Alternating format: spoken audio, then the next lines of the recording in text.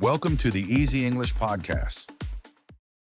Welcome back, everyone, to Easy English with Sara and Daniel, the podcast where we talk slowly but think deeply and occasionally say something ridiculous. Yes, usually me. I specialize in ridiculous comments. It's my superpower. Your superpower is eating snacks during recording. That too. Multi-talented. Anyway, today we're talking about something every English learner dreams about: thinking in English. You know that moment when your brain suddenly stops translating from your language and starts operating like, hey, look at me, I'm a bilingual genius now. Yes, it feels magical, like when you're watching a movie and you realize you're not reading the subtitles anymore. Or when you argue with someone in English in your imagination. Suddenly, you're fluent. Exactly. Imaginary arguments are a powerful learning tool. Today, we're going to teach you how to make your brain think in English every day naturally, even if you're shy, busy, or feel like your English is stuck.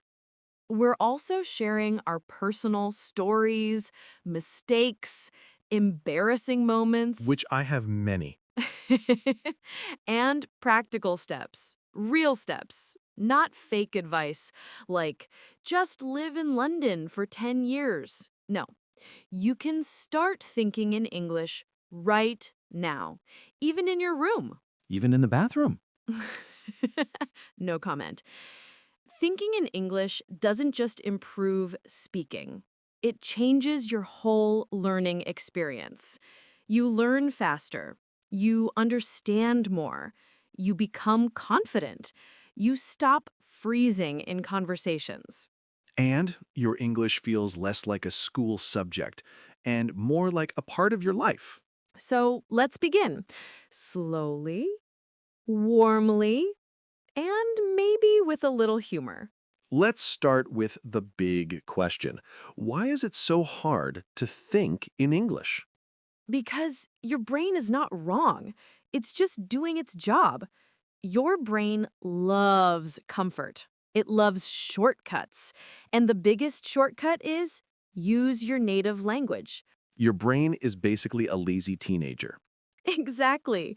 It says, why English? Use the easy language. Come on.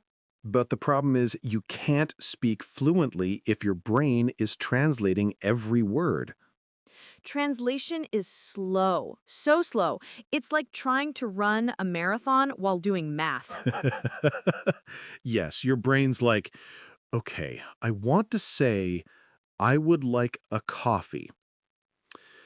Step 1, translate I. Step 2, translate would. Step 3, panic. Step 4, forget everything. Step 5, order tea instead. That's so true.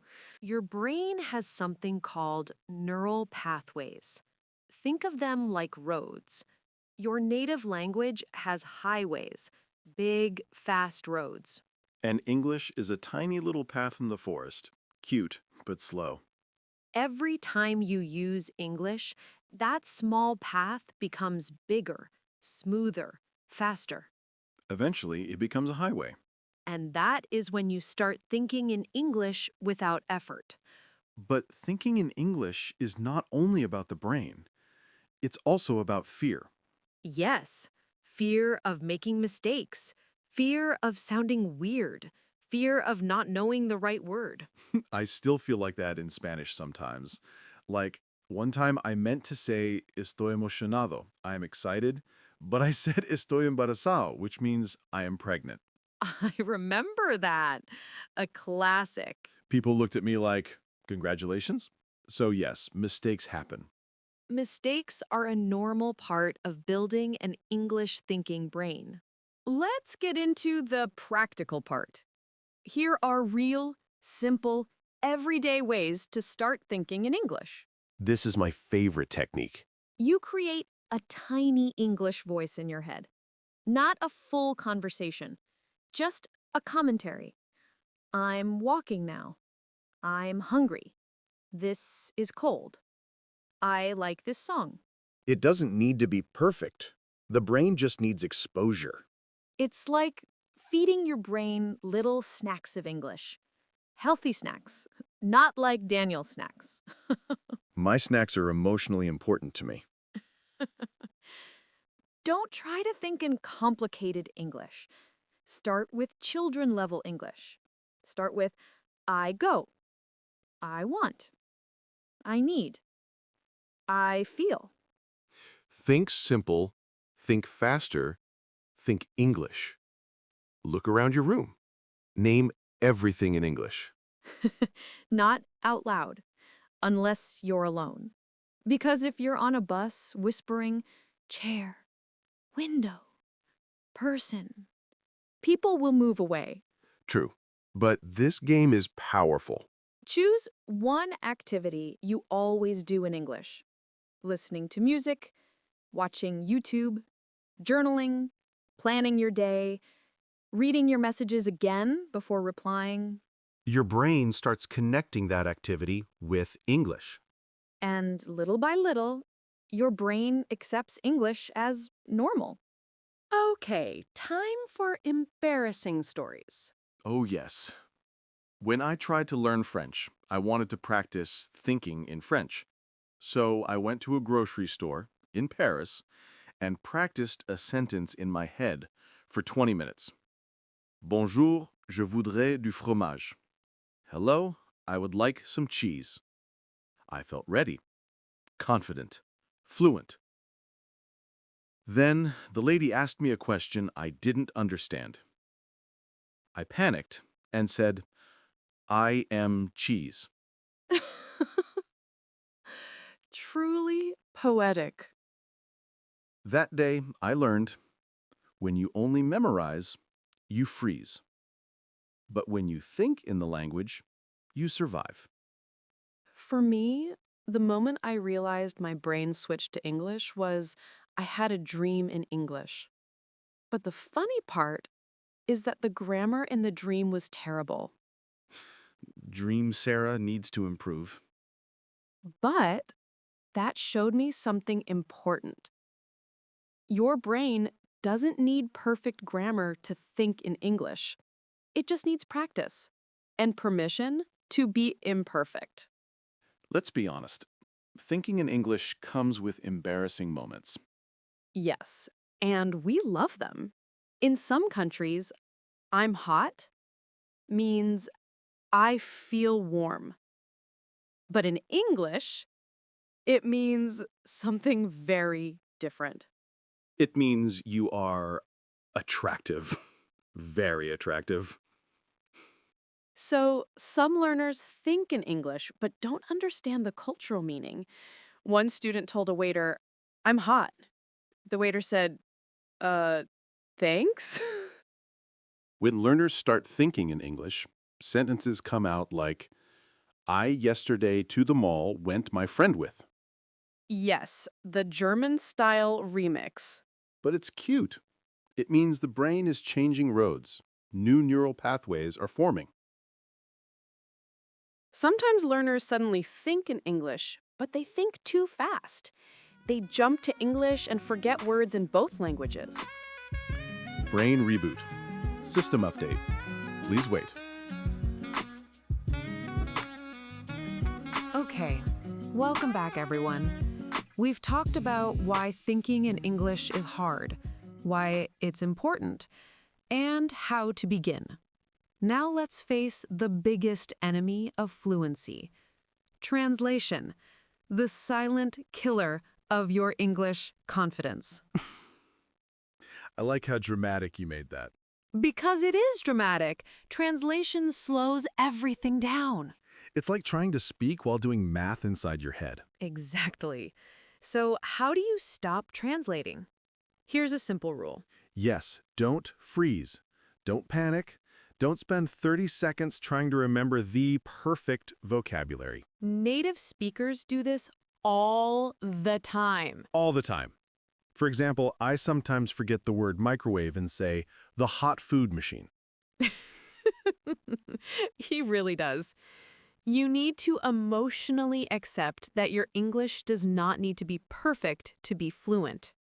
People understand you anyway, because humans understand feelings, tone, and context. When you memorize words, you translate. When you memorize phrases, you think in English. Examples. I'm not sure. Let me think. What do you mean? It depends. I didn't catch that. These phrases help your brain think in English patterns. Many learners try to construct English sentences from grammar. Don't do that. Just pull a sentence that you've heard before. Your brain is a library. You don't build a book, you open one. Beautiful. I feel wise. Now we move to the practical training part. Real exercises, real results. Yes, the gym for your English brain. But don't worry, no sweating. Choose one moment in your day, maybe brushing your teeth, and think in English for 30 seconds. No pressure, no grammar rules, just think. Then increase to 1 minute, then 2. This builds the English habit loop. Narrate simple things you're doing. I'm opening the fridge. I'm sending a message. I'm making tea. Narration builds fluency faster than vocabulary lists. When choosing something, clothes, food, music, think through the decision in English. What should I eat? Maybe pasta. But I had pasta yesterday. Every small decision becomes English practice. Pick 5 objects around you. Describe each one in English, even with simple words. This unlocks your English memory pathways. Yes, talk to yourself. Silently or out loud if you're alone. Don't worry, it's not crazy. It's genius. Talking to yourself is one of the fastest ways to build English thinking skills. Now, let's go deeper. Really deep. Thinking in English is emotional. Your brain doesn't switch languages because you memorize grammar. It switches because of emotion and connection. For example, when you like something in English, a story, a song, a person, your brain warms up to the language. Ask yourself, why am I learning English? What does English give me? How does English make me feel?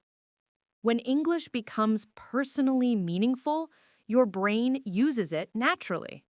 The moment your brain starts thinking in English is the moment you allow yourself to have an English identity. Not fake, not pretending, just a slightly different version of you in English. For example, Spanish me is shy. English me, he's fun. He makes jokes. He orders food confidently. He says bro too much. Yes, we're working on that. Many learners bully themselves. I sound stupid. My grammar is bad. My accent is terrible. But how can your brain think in English if you attack it every time it tries? You need to be gentle. Encourage yourself. Talk to yourself like you would talk to a friend learning English. Let's simulate some situations where you can practice thinking in English. You're waiting in line. Instead of thinking in your language, try thinking, what do I want to drink? Maybe a latte. I hope it's not too expensive. That cookie looks nice. Simple, natural, real. When you're stressed, English practice actually helps. You can think, okay, breathe. I can do this. No pressure. This creates English emotional vocabulary. Pause the video. say in your mind, what did they say? What happened? What do I think about this? Your brain connects English to thoughts, not translation. This is powerful. Right before you sleep, say in your mind, what did I do today? What will I do tomorrow? Your brain processes English as part of your identity. I feel stuck. I learn, but I don't improve. The stuck stage is normal. Even native speakers feel stuck sometimes when learning a new skill. I felt stuck learning guitar. I could play one song for 4 months. Same song. I think my neighbors hated me. The stuck stage in English isn't failure. It's a sign that your brain is reorganizing. Yes, you feel stuck because your brain is building new pathways. It's like renovating a house. During renovation, everything looks messy. There are 3 main reasons. You understand more than you can say, you're scared of making mistakes, you don't notice your progress. Number 3 is the sneaky one. Yes, because your brain adjusts so quickly to new English skills that you don't see improvement anymore. It's like growing taller. One day you look in the mirror like, wow, I guess I'm taller now. But you didn't see the change happening daily. Here's a 3-step method to break the stuck stage. 1. Change the input. If you only listen to slow English, try fast English. If you only watch dramas, try podcasts. If you only read textbooks, try stories. Your brain wakes up when something changes. 2. Try output in small bites. You don't need long conversations. Try sending a short English message, replying to comments online. 30 seconds of talking to yourself. Small output, big improvement. 3. Track progress weekly. Once a week, write in English. This week I learned. Today I understood. I can say this that I couldn't say before. You'll see the progress you forgot you made. Being stuck doesn't mean you're bad at English. It means you're about to level up. Every learner enters the stuck stage, but the ones who keep going, slowly, gently, always break through. You included. You have you in your native language and you in English. They are both real, both beautiful, both you. For me, English me is more confident, more social, more, hey, how's it going? Spanish me is more shy, quiet. For me, English me is calm and logical. Japanese me is emotional and expressive. When you accept that you are slightly different in each language, your brain relaxes, your English flows. Thinking in English becomes natural when English becomes part of your routine. Here are some ideas. Think your morning thoughts in English. Set your phone to English. Write your to-do list in English. Choose one friend to text only in English. Watch your comfort YouTube creator in English. Listen to English before sleep. Small habits change your whole brain over time. Permission to make mistakes. Permission to sound different. Permission to learn slowly. Permission to enjoy English instead of fighting it. You need emotional permission before your brain can switch languages. If you want your brain to think in English, You must treat English with kindness, not pressure. with curiosity, not fear. With patience, not judgment. Let English become a gentle friend in your life. Not a test you're always failing. Your brain will start thinking in English, silently, softly, at its own pace. And one day, without noticing, you'll realize the switch already happened. And you'll smile because you'll know, I can think in English now. My brain did it. I did it. And we'll be so proud of you. Always. Thank you for listening. See you next time. Thank you for listening. See you next time.